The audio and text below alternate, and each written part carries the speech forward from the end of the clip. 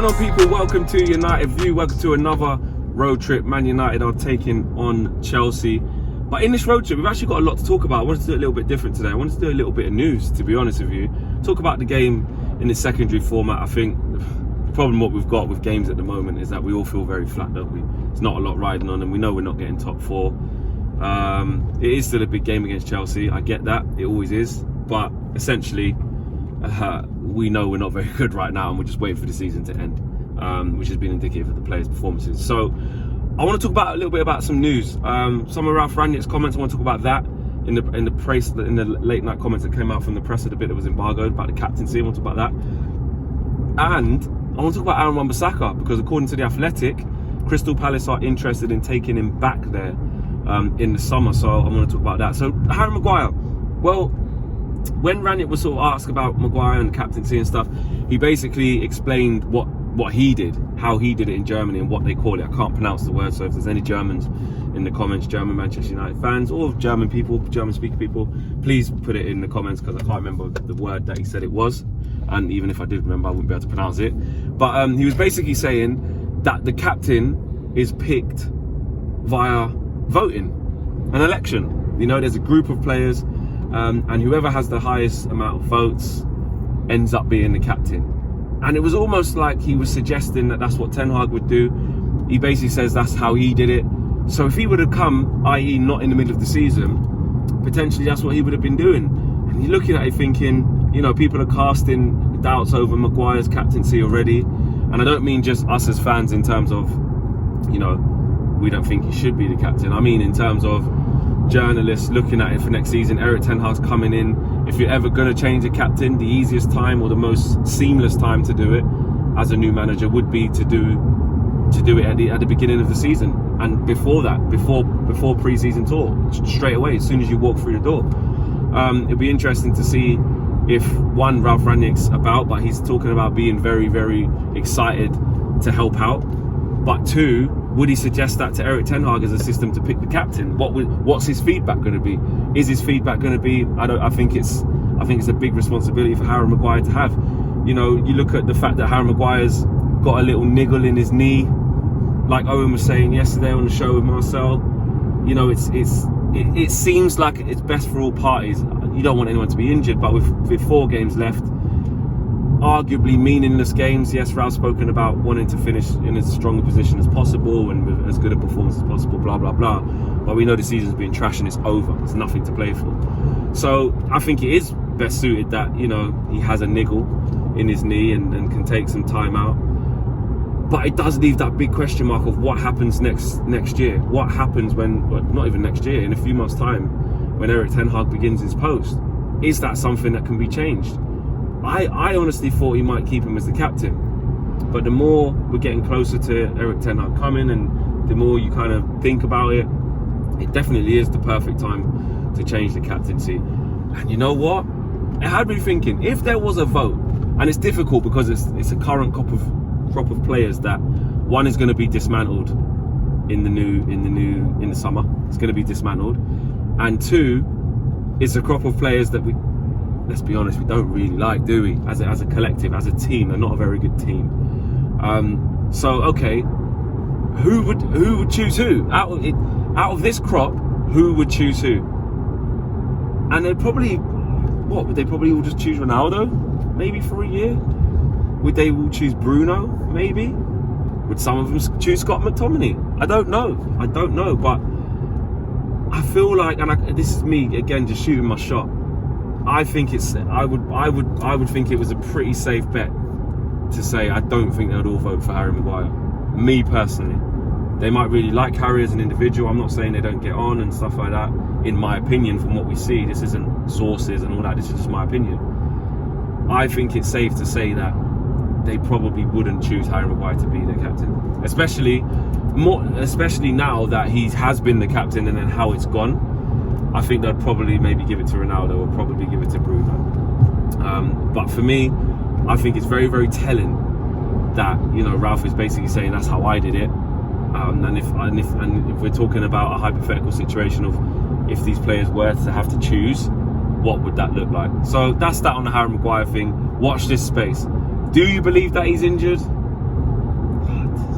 Harry Maguire has been one of the most readily available, if not the most readily available player, alongside, closely followed by Bruno, if not the same. Those two in particular, and David De Gea, are probably the most reliable players. I know you've got Fred in there as well, who's always reliable, but definitely Harry Maguire. He's played through pain, times when, we've been told that he's struggling with X, Y, Z, but he still makes the game. It takes an amazing amount to get for Harry Maguire to not be fit. And it's not like a thigh strain or it's quite bad or he's got, picked up a fit. Just picked up in training, little niggle in his knee. Easier just to keep him off for the 4 games. So I'd be interested to see what happens there. Aaron Wan-Bissaka, the Athletic report. Wait! An ad from our sponsor.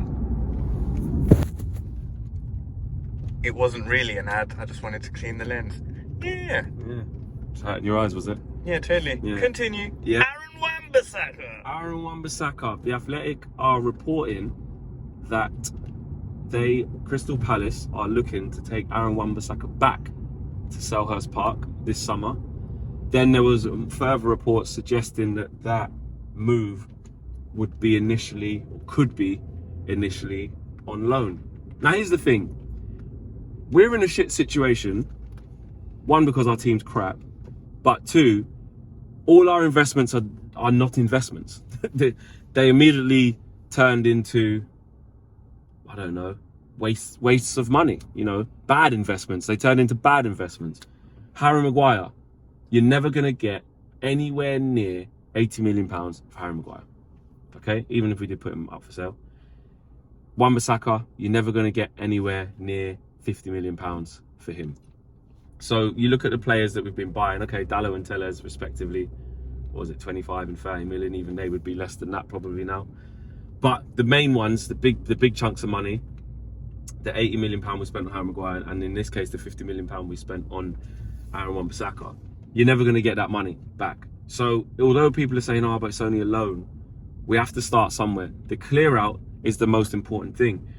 We almost have to pay for our rebuild. And when I say that, I don't mean pay by we got to go and get new players. I mean pay to get rid of the ones we already got. And when I say pay, I mean accept losses, which essentially means you're paying because you're losing money. So if we buy Wan-Bissaka for 50 million and Crystal Palace, they want to take him back on a year's loan just to see how it goes, and good, because what that then allows us to do is have the space in the squad to have somebody else starting there instead and allow Erik Ten Hag to have a player that fits his profile straight away. Economically, yes. Essentially, we're going to be in a position for a year where we have to pay Aaron Wan-Bissaka's wages as well as a new player's wages, whoever that may be. It could be a youth player wages might not be that much. Or, we buy a right back who is fit for purpose and we have to pay their wages and a transfer fee. But it's, what do they say? It's short-term pain for long-term gain. If that's what we have to do to enable Erik Ten Hag to have what he needs, which is the profile of right back that he needs, then so be it. You work it out the summer after that when he's been on Crystal Palace for a loan for a year. He's done well or he's done okay and Patrick Vieira's happy with him and he fits in with what they need. Fine. I would wish Aaron Wan-Bissaka all the best, but in terms of moving forward, we're going to have to accept that. The same way we're going to have to accept that, there's going to be players even still there that we can't get out of the door. We're going to, we're getting the fruits of our labour. Well, they're not really fruits of the labour, are they? Because we're getting the shit from our decisions, but we're going to have to live with a lot of those consequences of our bad decisions, which is, okay, cool. Certain players are leaving on free contracts because we didn't tie them down, and that's fine because they're surplus. But also, we've got players on some big contracts that aren't very good, and people and other teams can't afford or aren't silly enough, not even can't afford, aren't stupid enough to pay these types of prices. So you can look at it as we got mugged off.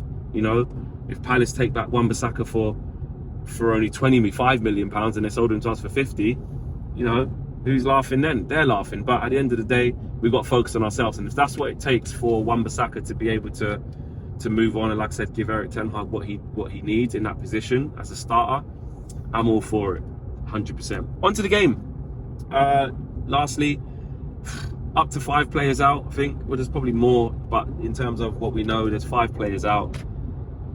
what do you even say? You know, what do you even say? I mean, okay, with Jadon Sancho out, what would I do? I would start Hannibal. What have we got? What do we have to lose?